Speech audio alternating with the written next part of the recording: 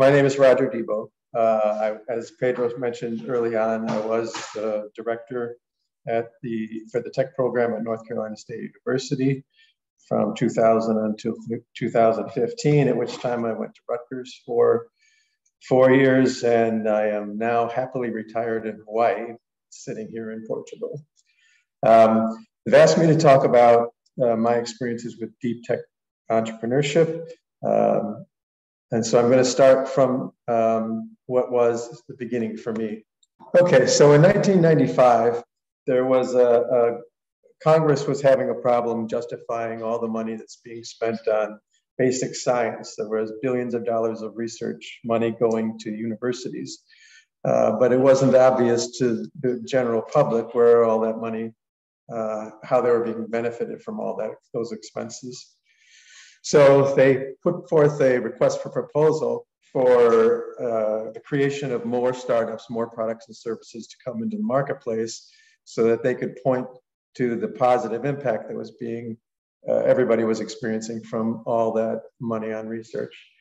And there was about $1 million that was available.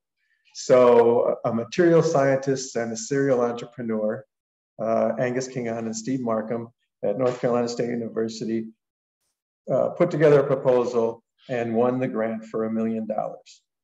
The research began that year, and the challenge was to come up with a step-by-step process where researchers primarily, but also MBA students, would be able to take the advances that were taking place in the labs and translate those into market opportunities. After 2 years worth of work, they started a course at NC State, which is when I got involved with them, because I actually went through the course. And there was a basic principle that came from that 2 years worth of research. And simply it was what they call the TPM linkages. So the issue here is, why is it more difficult, or question is it more difficult to commercialize basic technology than it is for anybody else to start a business? And the answer is obviously yes. It doesn't cost very much to create a new app. All you have to do is come up with a minimum viable product, let people see if it works. If it's something that they're excited about, then you build out the app and you begin to create a community around it, and you have success. If they don't really like it, then you just don't produce it anymore, and you haven't lost that much money or time. But with basic science, or what's being called deep tech, there's a lot of development that needs to take place in order to get to the marketplace, and that requires much more funding. The way that you get to cross the valley of death that Pedro talked about is through this understanding of the TPM linkages. So T stands for technology, and each new technology has unique characteristics, and those characteristics enable a set of capabilities. Once you understand those, and with those in mind, you go looking for markets, large and growing markets that have an urgent need that hasn't been met for mostly technological reasons. So you're matching your set of capabilities against a need that's in the marketplace, and you're also looking for a market that is open to innovation. Once you identify a market that you think you can address, then you have to come up with the specific way you're going to translate those capabilities into fulfilling the market need, and that is through a product. The product has to be able to have features that meet the requirements for those markets, whether it's certifications or a reduction in cost, or you have to create a product that's a specific size or durability or whatever. So matching the capabilities to the features in the product to the market is the core of creating a new technology. For those of you that aren't as old as me or haven't been to the US, on the right there, that's the Jetsons, which was a cartoon about in the early 1960s, and we all hope we have flying cars by now. The process was formulated and formalized, and the graphic for our approach to technology commercialization began with ideation. Ideation is probably the most fun you have in this process because you look at the technology and you think of all the possible uses there could be. We always did it with a huge whiteboard, and we would list everything we could possibly think of that could be used, that a technology could be used for. After that, the conversation would evolve around narrowing down the viability of the many possibilities that were on the board. And we would come up with about 3 to 5 different products that seemed to make sense. And we thought there was a reasonable chance that there was a market opportunity there. We went through then we created 2 phases of market assessment and product development. These are very iterative processes. So in essence, what happens in phase 1 is you go looking for the markets and you start to find out how open they are to innovation. You find out how big the market is. You find out what the trends are in the market. And you can only do this by talking to people in the market. Which brings us to one of the first challenges that researchers have once they get involved in this. They have to get out of the labs and start talking to honest to goodness people in the target market. Not something most of them are interested in doing. But you can't create a reasonable opportunity or chances for success unless you engage with the market. So they go out and start asking questions and learning what are the pushbacks that people may have to the introduction of a new product, whether the product is in the right form or it's addressing a need that is really critical in the marketplace. And if once they've refined or determined that the market looks like it has a reasonable chance for success, then they move on to phase 2, where they start doing an even more detailed refinement of the product description and also looking at what are the financial requirements in order to move this thing forward. This takes quite some time, as you might imagine. And as I said before, it's all very iterative. At any point, if there's any kind of a barricade that can't be overcome, then it can always drop it and go back and pick up one of the other product ideas or pick up another technology. Or if the market is the initial market that was targeted turns out to not be as ideal as they first thought, there are often other markets that you can address with the same technology. And so you just take one step back and start in the process and pick up where you left off and move forward with the new idea. Once you've formalized your idea and you've decided that the market is an ideal place to go, then you actually begin commercialization strategy in earnest. Where are you going to get started? What's your entry market going to be? What's the expansion going to be? You've already seen some questions of the teams about, are you going to be a one product company, or are you going to be able to make more, and are you going to be able to go to other markets? This is all planned in advance so that the teams, before they form their company, have a strategy for what's going to take place once they launch. And finally, you put together the formal business plan and the final presentation, which from our course was a preparation for a pitch for financing. So what were the outcomes? Well, one of the good things that happened was that we trained the researchers in the area. We worked with universities in North Carolina. We worked with many of the corporations that had R&D facilities in the area. And by going through this process, we trained the researchers to consider commercialization potential during their research. In other words, we actually had a researcher come to us and said, well, you've ruined me. And we said, why is that? And he said, I can't start a new project without thinking about the possible uses for this technology. Before, I could just do my research, write a paper, and be very, very happy. But now I always have to think, where is this technology likely to go? Which is good for the economy and good for the university or the research or the R&D group. We trained MBA students to think entrepreneurially. Now, this seems like it isn't much of an accomplishment, but anyone that's gone into a business school and received an MBA degree can tell you that, much like the title, an MBA is targeted towards making managers who will operate within a corporate structure. They're not trained to think entrepreneurially. So by forcing them to go through the entire process for deep technology commercialization, they start to think in those terms. They start to think in terms of, even if they're in a large company once they graduate, what does this company have that could be exploited to enter new markets or to bring new products to the markets that we currently exist. So if sadly they decide not to be entrepreneurs, they're still in better shape to be moving up in management in the corporations.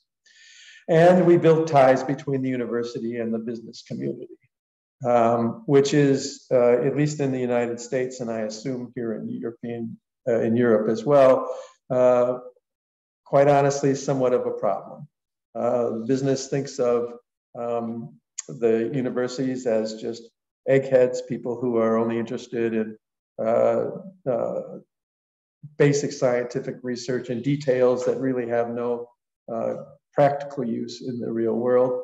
And of course, the people and the professors in the university just think the business people don't understand.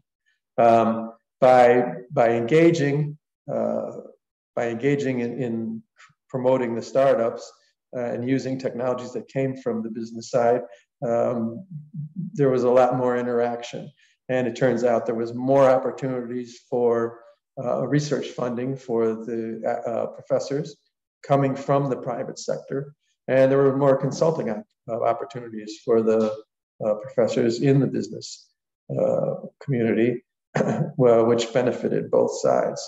That said, our time, at least my time, from I actually was there in 1998 through 2015, we had 26 startups that received about 218 million in investment. They were employed 450 million employees, but that was nearly not as good as it could have been. Our challenge was that we lacked the capacity to provide support to sustain these nascent startups. So if you go through the process and you come up with a viable business case or a business plan, that's just the first step. Where these teams that you're seeing today is at the end of the very beginning. What happens next will determine whether these technologies ever see the light of day. And what's needed is a combination of some experience, people who know what it's like to navigate the launching of a company and the early years. Investment is obviously needed, and a certain amount of luck. And any serial entrepreneur will tell you that they've had successes, they've had failures. In some cases, it was because they were brilliant. In some cases, because they just got lucky. We lacked the capacity to provide enough of that support. We pretty much had to do it on a one-off basis.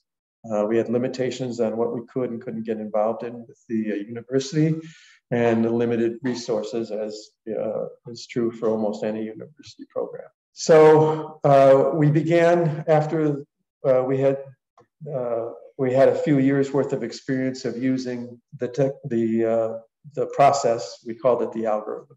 At North Carolina State University, some papers were published. We started getting some interest from people on the outside, and we began actually offering the whole process and the materials to others. In the US, obviously it started at NC State. There was a project that started at Ohio State. They reached out to me after actually hearing a presentation that was made by, I can't remember, it was either Angus or Steve. saying that they were interested in getting involved in this and would we help them. The first year we taught a course up there, and it was train the trainer, where we delivered the lectures. They provided, I think they only had 2 teams the first year, and they learned by doing, which is what happens in all the places. You learn by doing. And it went very well. The university decided that it was no longer a trial basis, that they were going to incorporate this into their curriculum. So they took over. I supported them for 1 more year, but they started modifying their program to fit within their university.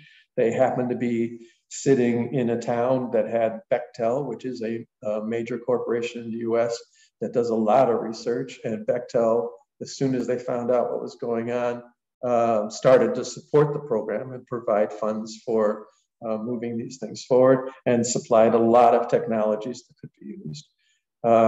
After a couple of years, they won an entrepreneurship award for innovation at the US. It was also taken to Brown University, primarily because Angus left NC State and went to Brown. They started a program there. I'm not sure the health of that program. I think they had some challenges in attracting enough students, graduate students, to get involved with it. This takes a lot of work and a lot of dedication, and you don't always find that people are interested. We went to Becton Dickinson. They reached out to us, and we did a few projects with them. But we also did a corporate outreach with them, executive education, where we taught their entire research division at Becton Dickinson the technology commercialization process that we were using at NC State, and they use it primarily because they need to be able to get funds for their own research within their organization. So they have to make proposals for research projects to the board of directors and the executives to get funding for their projects. So that's what they use it for. Mead Westvaco is an international packaging firm. They came to us because they have lots of research, and they're having a difficult time figuring out how to which research projects to promote and which ones to let go. And we worked with them for a couple of years. And the information that came from the final report from the original NSF grant went back to the National Science Foundation, and much of the philosophies and some of the tools that were developed under the original 1995 project have been incorporated into a program that's nationwide now called ICOR. It's housed in Stanford, but the principles are essentially the same.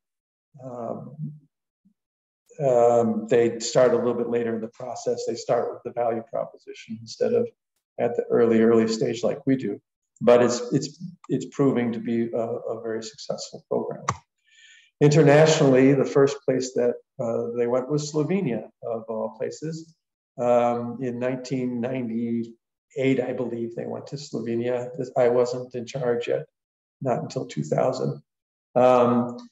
They did a few workshops there. There was interest, but nothing got off the ground when they realized how much time and effort it was going to take. There was a workshop done in Ireland. Side story, I prepared the reason that I got to go here in 2004 is because I did all the work for the workshop that was to be given in Ireland, because I was supposed to go. It got postponed, and then they didn't do it until early fall when I had to stay back at NC State. So when Portugal came around, they felt badly for me and said, "How would you like to go to Portugal?" And I said, "I'd love it." We did UK. UK started a program but unfortunately, they tried to do theirs with undergrads.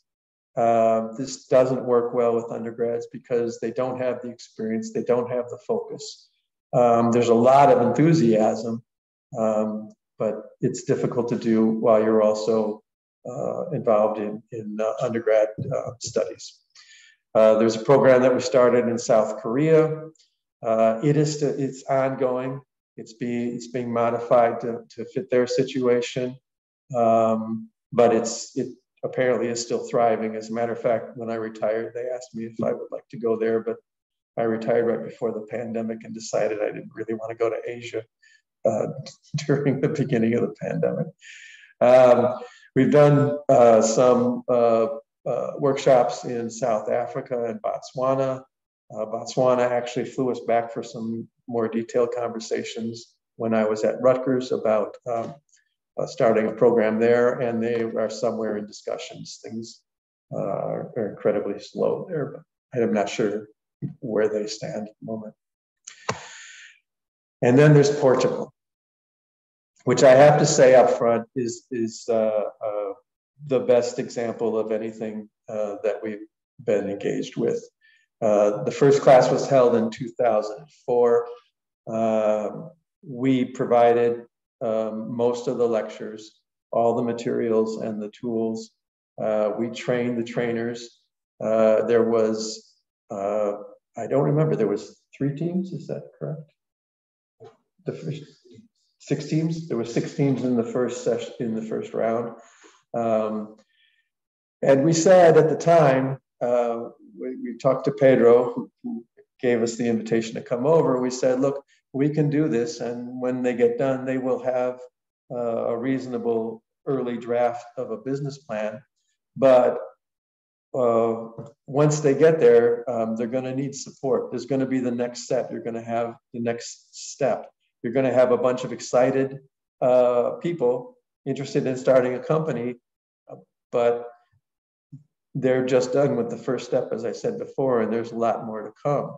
So when we came here, there was very little investment or venture capital. At least that's what we thought at the time.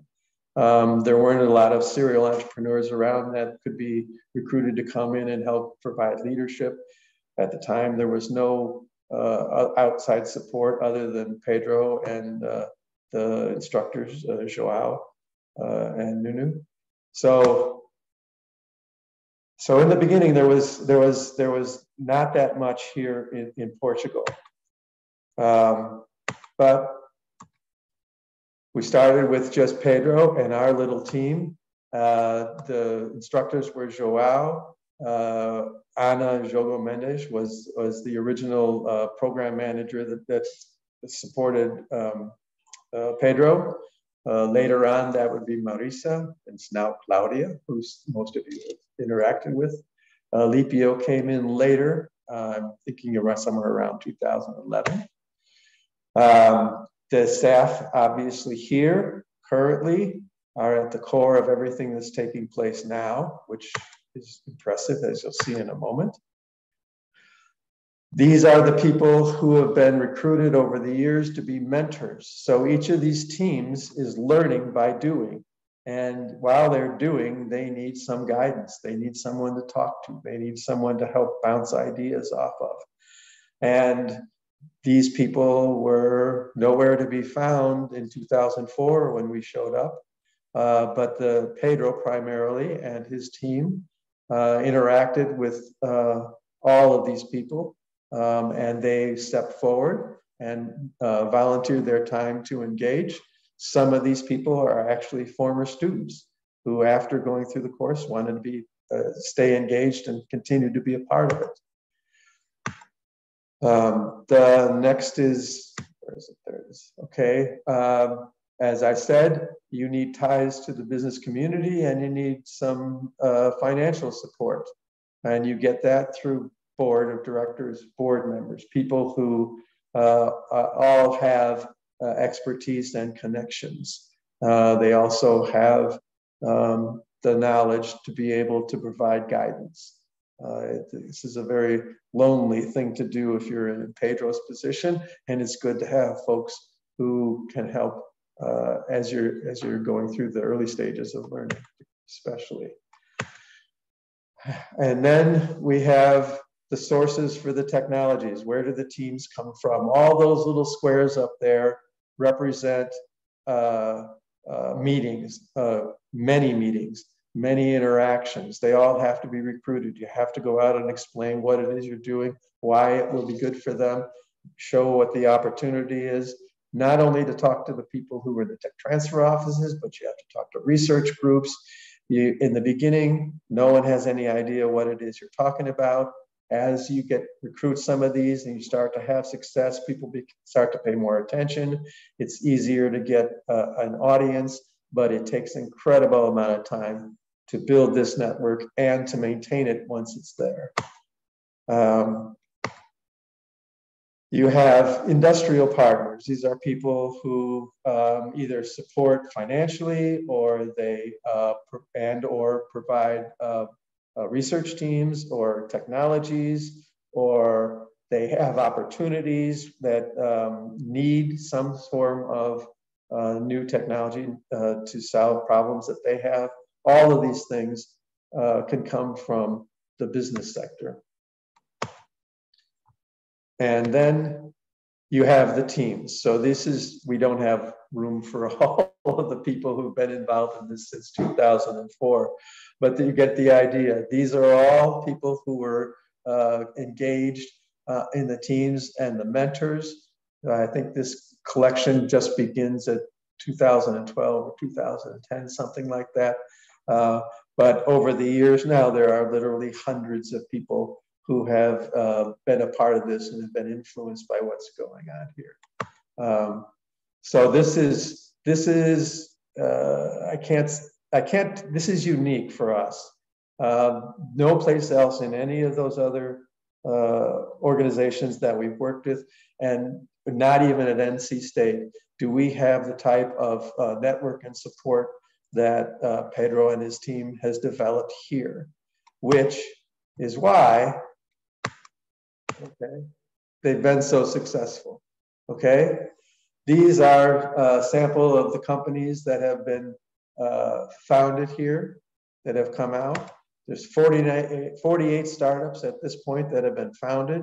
They've received more than $100 million in funding. Many of these are still moving forward. Some of them, I believe, have been acquired.